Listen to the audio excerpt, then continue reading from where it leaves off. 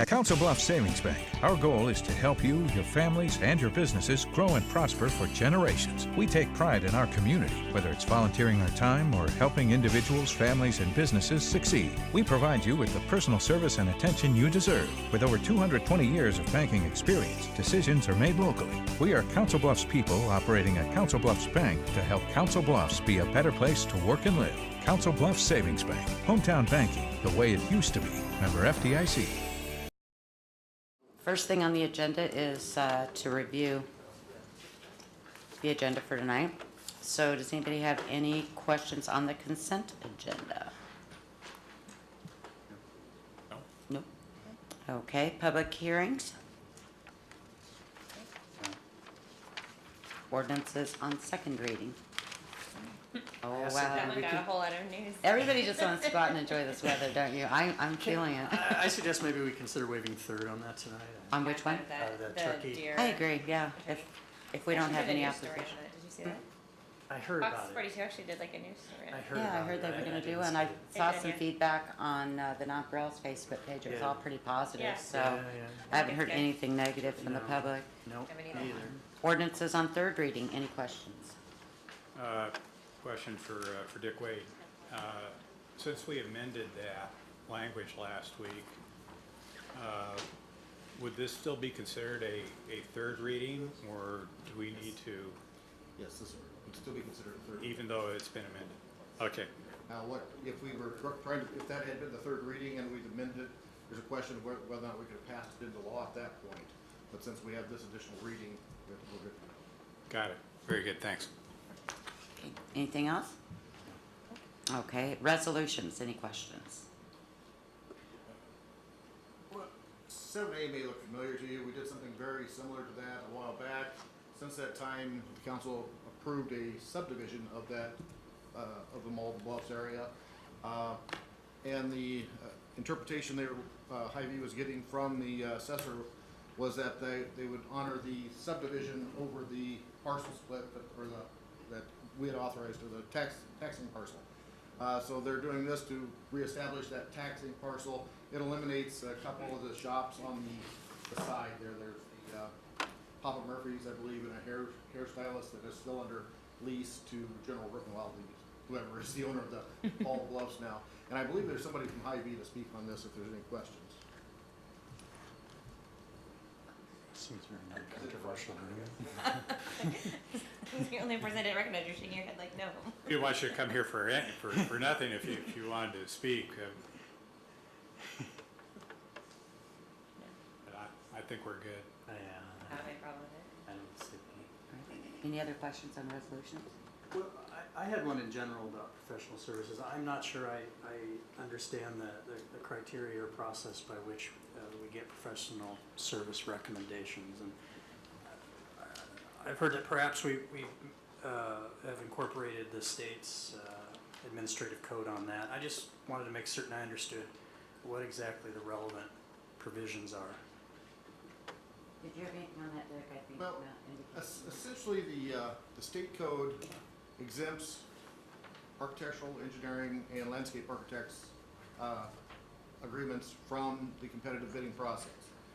There was a case out of Fort Dodge, actually it was the AG's opinion, back in the early 2000s, where the actual mayor was 49% owner of the engineering firm that the city was doing most business with. Oh dear. And that got real mucky there, but You think? there are actually some states that prohibit competitive bidding on professional contracts.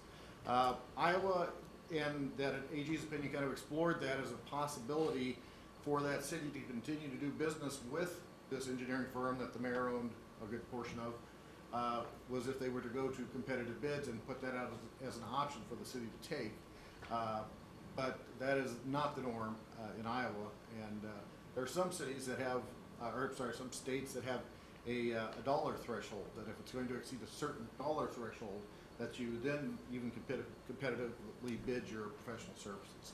But it's kind of a gray area, but it's totally not required. Generally, you're looking more at the quality of the applicant versus the consideration you're going to pay them. there used to be a state section on this in particular, that kind of said that, but that seems to be gone now because they revamped the public bidding laws altogether, and they put this provision in there that just exempts the professional services essentially from the competitive bidding process. Well- Go ahead. Oh, I'm sorry. I just wanted to, just to throw out a thought to my colleagues, and I realize I sent it to you in an email, and certainly the last hour, probably half hour, so I'm sure you haven't read it. But I just note that in the last 3 audits, it's been flagged as a deficiency that we don't have a policy covering services. And I do concede that earlier this year, I think March, we instituted a policy for non-professional services. I think we expressly exempted, as I recall, professional services. So I'm not sure that necessarily meets the letter or spirit of the audit. In 2011, we said we're working on it. We agree it's important, we should have a policy for services, and we're working on it, and that was accepted by the auditor. In 2012, we say it's not quite done yet, but it's going to be presented soon, and that was accepted. And in 2013, we said we will prepare a purchase policy addressing these, and we prepared and presented to the council for adoption in March. And fair enough, it was addressed. The only proposal, though, that was seriously discussed and the only one passed was related to non-professional services. And I had also sent out, the state, there's the Department of Administrative Services, which is in essence the procurement agent for most of the state. I sent you, they have a policy that every state agency is required to follow, and in essence, everything over 50,000 requires a formal process, and a request for proposal, RFP, or something of that nature. There are other options, but that seems to be the primary one. And then if it's over 5,000 and under 50, it's up to the agency whether to do a formal that I just mentioned or an informal. Basically, you post it by email or phone, or if a contractor signed up and wants it to get notice, and it's something about, let's say, I don't know, I'm an engineer and I've signed up to say, hey, whenever there's a job open, send me an email. Well, then the agency has to do that, but there are exceptions for emergencies, or if it's a case where, for a variety of reasons, you can certify that, look, this is something very particular, I suppose, and as I read it, it would be something like, this entity's been working with us on this project for 7 of the 8 phases. It wouldn't make sense. So you can there are exceptions, but the rule's pretty clear, at least when the state sets it for itself, that that's got to be the exception and rare, because it says you're just not knowing whether there are other folks out there who could do the work just as well and maybe for less. And I think that's something we should seriously take a look at, and I think we basically said as we were going to do as much in the last 3 years audit response. So, I don't expect us to do anything today, but I just raised that issue and think we ought to take a look at it. And I thank the mayor for wanting to have a discussion 2 weeks from today, so that more in-depth discussion can be held on this point. And I think it's very worthwhile that we do go into more detail. Unfortunately, I'm not able to be a part of that discussion in 2 weeks' time, so I just wanted to go on record today saying, I understand in the state code and the administrative code that it does not require competitive bidding for these types of professional services, and I certainly understand the rationale why that would be the case in many times, especially when the subject matter is so highly technical and you have a select number of individuals qualified to conduct such a study. Having said that, I think it's important that we also take some pains to lay out in the staff packages why a particular contractor was found to be more agreeable or desired than another potential contractor, just for purposes of transparency. And it would certainly help put some concerns potentially at ease as to why the city is doing business on a regular basis with a particular contractor. I note that if we approve the water pollution control plan, that would be the seventh such study that's been done by CDM Smith in the last approximately 2 years. And that's a lot of money and a lot of business headed one company's way. Again, I may well understand that there are good reasons for that. I just think it would behoove us as a city to lay that out for the public, so we also give them a high level of confidence in why we're doing things. Okay. No, that's- I did have some follow-on questions about the water pollution control plan, if I could.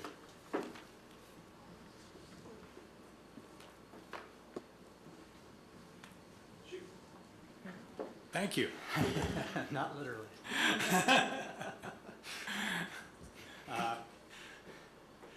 How did we arrive, or how did you all arrive at that $150,000 estimate that was noted in the staff package? Just some preliminary discussions with the consultant. Okay, so they told you, they kind of gave you a guesstimate that we think that this would be in the Ballpark. ballpark, yeah. Yes. Okay, and what would this plan provide or lay out that wasn't provided in the capacity evaluation study? So the capacity evaluation that they previously performed for us, that work basically outlined where we're at today as far as what's been used and what's available. Within that study, they made a few recommendations. This is basically the first step of that next recommendation. What we found is we don't have a lot of excess capacity. We've got some large industrial users already knocking on our door asking for more. If we were to agree to all those requests, we would have very little, if any, available for a new industry to come to town. So we understand that that's a need, and we want to be postured to be able to attract new businesses to the area. So in order to do any large expansion or change to the plant, the DNR actually requires a facility plan to be in place. So that is the major reason why we're looking at this effort. It would be a box we'd have to check before they'd even allow us to make a modification to the plan. Okay, and I'm presuming that, does this like provide for some plans and specifications for what needs to be built and how to do it, or? No, it's an evaluation of the existing plant. So beyond just capacity, it's looking at each individual component of the plant, how it's functioning, how it would function in a different capacity if we were to increase flow. Say, one impact at the plant can have a chain reaction to multiple processes throughout the plant. Right. So they look at all those scenarios, and if we need to increase, let's say, 2 million gallons a day, what that means, and they lay that out in the plan. Yeah. And those plans then have to be developed to the point that the DNR accepts the science behind it. Again, it doesn't actually design the improvement, but it's more about process than it is about building a piece of concrete. Okay, so we'd be going out on yet another contract in order to start the actual process of building another additional capacity. For a certain level, we believe that through this effort we'll be able to gain a small amount that shows, the DNR has a certain rating placed on our plant today. We believe through some modeling and evaluations we can show that we can actually do a little bit better than that, and it's our intent to ask them to grant us that additional capacity. That would be part of this work as well. Okay. So we're not going to gain a huge amount, but we think we can give ourselves a little bit of cushion so that we can be better ready to accept new demand. All required steps, I understand, and I completely accept that. If we're going to attract in a industrial expansion or additional business capacity, that we're going to have to expand the water treatment facility at the same time. So absolutely understand that. I did have some questions about some of the other projects, I guess, while I was up there, if that's okay. Yes. Let's see, let me find the right number here. Oh, on the 7th Avenue emergency sanitary sewer repair. That covers only one block, and the staff package noted that the condition of the sewer in there was abysmal. Have you, have the crews inspected the sewer on down past, on past there to the 1800 block and beyond? Yes, we made sure we did that in the initial evaluation. Not only the sewer to the west, but also the one that it connects and goes to the north. And both those checked out in good condition. Okay. So for whatever reason, it appears to be an isolated issue. Good, good. That satisfies my concern, because I just thought, you know, if this section collapsed and due to age or neglect or whatever, that we could have additional problems. Perfect. Good on you. Similar question about the Indian Creek project over 9th Street. I presume that there's plans to keep working down Creek Top Road. Is that the thought, or? Well, actually, the ability to get the funding is limited to 9th and 10th Street bridges over Creek Top. Okay. What we are attempting to do is to get the best bang for our buck and take those two projects and combine them. And rather than building bridges over the creek top, actually replace the creek top itself, which Yeah. will serve as a bridge. Yeah. In doing so, we're going to try to convince the DOT that we can stretch those limits a little bit and get the space between 9th and 10th as well, and get it all done under the idea Okay. that it's a bridge replacement project. The benefit to the DOT is we remove two bridges off the inventory list that are no longer deficient, and so that's a positive to them. We also, the creek top itself is identified as a bridge, although it's a very long bridge, Right. and it would be much beyond the limits of this project. It would rehab it as well, because it's in poor condition. So Yeah. we're taking care of three bad issues, and we're getting state funding to help us with it. So it seemed like a win-win. That taking care of the creek issue at the same time. So very clever. My compliments. Let's hope the DOT agrees with us. And I note that that the costs for the 9th Street project are identical to the cost for the 10th Street. That's just given basically because they're nearly identical, adjacent to each other. No big differences that we can see on the surface at this point. And you know, those estimates were prepared prior to any design, so they're very conceptual, but it also allows us to maximize the federal funding. So the agreements say the actual cost will be paid for with a maximum up to $1 million by the DOT. So Okay. we go ahead and submit the application for the maximum. If it's less, then it's less. Got it. But we won't get any more than that. Got it. Okay. And my final question concerns the sewer relocations for the interstate improvements, and there's a desire to make an agreement with HGM. The resolution made note of of agreement, but I didn't see it in the package. I guess my question to you is did you guys have an estimated cost for that particular? Because it sounded like a rather open-ended agreement that we're going to start on this, and we expect work to be developing as it goes. Right. We don't have, these are for, we've already done several projects that we've put in designs together and we're working on with HGM, but these are for future ones that there isn't a lot of detail developed yet for the interstate work. So we have to kind of develop those conceptual plans with finding out what the railroad and the interstate are going to do. So we couldn't really put numbers on it today. Our thought is we'll bring back each construction contract separately for approval to the council. Very good.